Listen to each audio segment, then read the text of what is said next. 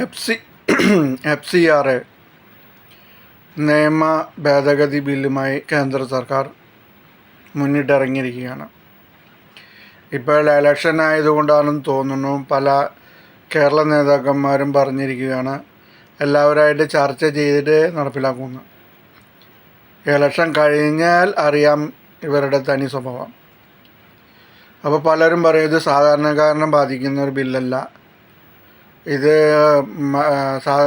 ആൾക്കാരനക്ക് ഒരു പ്രശ്നമില്ല, ഇത് അന്യായമായിട്ട് വിദേശ ഫണ്ട് ശേഖരിക്കുന്ന ആൾക്കാർക്ക് ഉള്ള നിയമമാണ്, നമുക്കൊന്നും പ്രശ്നമില്ല എന്ന് പറയും. പക്ഷേ യഥാർത്ഥത്തിൽ സാധാരണക്കാരെയും ബാധിക്കുന്ന ഒരു ബില്ല് തന്നെയാണിത്. കാരണം എന്താണെന്ന് വെച്ചാൽ പല ന്യൂനപക്ഷ സമുദായങ്ങളും, കൂടുതലും ന്യൂനപക്ഷ സമുദായങ്ങളാണ്, അതുപോലെ ഈ കൂടുതലുള്ള ആളുകളും ഈ വിദേശത്തു നിന്ന് സഹായം സ്വീകരിച്ച് പല സ്ഥാപനങ്ങളും നടത്തുന്നുണ്ട്. അതിൽപ്പെട്ടതാണ് അനാഥ മന്ദിരം, അതുപോലെ അഗതി മന്ദിരം, വൃദ്ധന്മാരെ സംരക്ഷിക്കുന്ന മന്ദിരം, ഹോസ്പിറ്റലുകൾ, ചാരിറ്റി പ്രവർത്തനം, അങ്ങനെ കുറേ സ്ഥാപനങ്ങളുണ്ട് ഇവരുടെ പേരിൽ. ഇതെല്ലാം പ്രവർത്തിക്കുന്നതും ഫണ്ട് ശേഖരിക്കുന്നതും വിദേശത്തു നിന്നുള്ള പണം മൂലമാണ് ഇതെല്ലാം പ്രവർത്തിക്കുന്നത്. അതിനെ FCRA ചട്ടമനുസരിച്ച് രജിസ്റ്റർ ചെയ്തിട്ടുള്ള സംഘടനകൾക്കും മറ്റ് നേതാക്കൾക്കും ഈ സ്ഥാപനങ്ങൾക്കുമാണ് ഇങ്ങനെ സ്വീകരിക്കാൻ പറ്റുന്നത് ഇതുവരെയുള്ള നിയമം. അപ്പോൾ പലരും ചോദിക്കും നാട്ടിൽ നിന്ന് എന്താ സ്വീകരിച്ച് കഴിഞ്ഞാൽ നടക്കത്തില്ല. നാട്ടിൽ നിന്നുള്ള സംഭാവനകൾ കൊണ്ടൊന്നും ഇത്തരം സ്ഥാപനങ്ങൾ നടത്തി കൊണ്ടുപോകാനായിട്ടുള്ള ചെലവ് വഹിക്കാനൊന്നും സാധിക്കില്ല. അതുപോലെ ഗവൺമെൻറ്റിൽ നിന്ന് വളരെ തുച്ഛമായിട്ടുള്ള ഈടാണ് കിട്ടുന്നത്. ഇതുകൊണ്ടൊന്നും ഒരു സ്ഥാപനം മുന്നോട്ട് കൊണ്ടുപോകാനായിട്ട് സാധിക്കില്ല. അതിൽ നിന്ന് പല ആൾക്കാരിൽ നിന്നും ഫണ്ട് കിട്ടേണ്ടതുണ്ട്. അപ്പോൾ പല വിദേശ സ്ഥാപനങ്ങളും ഇതുപോലെയുള്ള ചാരിറ്റി പ്രവർത്തനങ്ങൾക്കായിട്ട് ഫണ്ട് കൊടുക്കുന്നുണ്ട്. അങ്ങനെയാണ് ഈ FCRA നിയമം വഴി ഇവർ രജിസ്റ്റർ ചെയ്യുന്നതും ആ ഫണ്ട് ഇവിടെ സ്വരൂപിച്ച് ഇത്തരം സ്ഥാപനങ്ങൾ നടത്തുന്നത്.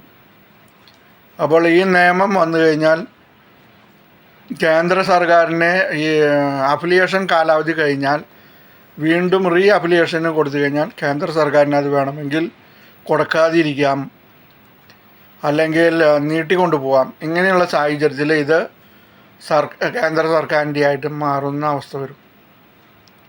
അപ്പോൾ അതിൽ നിന്നുള്ള കുഴപ്പം എന്താണെന്ന് വെച്ചാൽ കേന്ദ്ര സർക്കാരിൻ്റെ നിയന്ത്രണത്തിലാകുമ്പോൾ അത് ശ്രദ്ധിക്കാത്ത രീതിയിലെത്തും.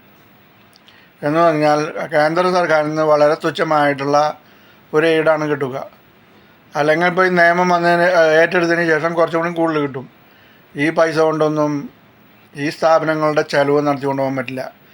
അപ്പോൾ ഇപ്പോൾ ഈ സ്ഥാപനങ്ങൾ പിന്നോട്ട് പോകുകയും ഇത്തരം സ്ഥാപനങ്ങൾ അടച്ചുപൂട്ടേണ്ട സ്ഥിതിയിൽ എത്തിച്ചേരുകയും ചെയ്യും. അല്ലെങ്കിൽ ആഭ്യന്തരമായിട്ടുള്ള സംഭാവനകൾ ലഭിക്കണം. പക്ഷേ ഇത്രയും വലിയൊരു തുക പലരും സംഭാവനകൾ കൊടുക്കുമോ എന്ന് ചോദിച്ചു കഴിഞ്ഞാൽ അങ്ങനെ എല്ലാ സ്ഥാപനങ്ങൾക്കും കിട്ടിയെന്ന് വരില്ല. അപ്പോൾ ഇതിൻ്റെ പ്രശ്നം എന്താണെന്ന് വെച്ചാൽ ഇതുപോലെ അനാഥരായിട്ടുള്ളവർ, അതുപോലെ അഗതികളായിട്ടുള്ളവർ, വൃദ്ധർ, ഇവരിനൊക്കെ സംരക്ഷിക്കുന്ന ആ രീതി നടപ്പിലാവാതെ പോകും. അപ്പോൾ അത് സാമൂഹികമായുള്ളൊരു വിപത്താണ് ഉണ്ടാക്കുക. കേന്ദ്ര സർക്കാർ അതിന് ഒരു പ്രത്യേക ഫണ്ടൊന്നും ഈ നിയമം വഴി വയ്ക്കുന്നില്ല. അല്ലെങ്കിൽ കേന്ദ്ര സർക്കാർ പറയണം ഇത്ര സ്ഥാപനങ്ങൾ വിദേശത്തു നിന്ന് ഫണ്ട് സ്വീകരിക്കരുത്, കേന്ദ്ര സർക്കാർ ഇത്ര രൂപ ബഡ്ജറ്റിൽ ഇത്ര സ്ഥാപനങ്ങൾക്ക് വെച്ചിരിക്കുന്നു, ഇത്ര തുക അതിന് പാസ്സാക്കിയിരിക്കുന്നു, ഈ തുക അവർക്ക് ലഭിക്കുന്നതാണ് എന്ന് പറഞ്ഞാലും കുഴപ്പമില്ലായിരുന്നു. പക്ഷേ ഇതല്ല, കേന്ദ്ര സർക്കാരിന് ഏറ്റെടുക്കാമെന്ന് പറയുന്നു. അല്ലാണ്ട് ഇതിനെ എയ്ഡ് ആയിട്ട് ബഡ്ജറ്റിൽ തുക നടപ്പിലാക്കാമെന്നോ അല്ലെങ്കിൽ ബഡ്ജറ്റിൽ തുക കണ്ടെത്താമെന്നോ ഒന്നും പറയുന്നില്ല. അപ്പോൾ ഇതുവഴി സ്ഥാപനങ്ങളൊക്കെ ഒരു വല്ലാത്ത അവസ്ഥയിലേക്ക് നീങ്ങുകയും പാവപ്പെട്ടവർക്ക് വളരെ ബുദ്ധിമുട്ട് ഉണ്ടാവുകയും ചെയ്യുന്ന അവസ്ഥ വരും. അപ്പോൾ ഇത് പരമാവധി എതിർത്ത്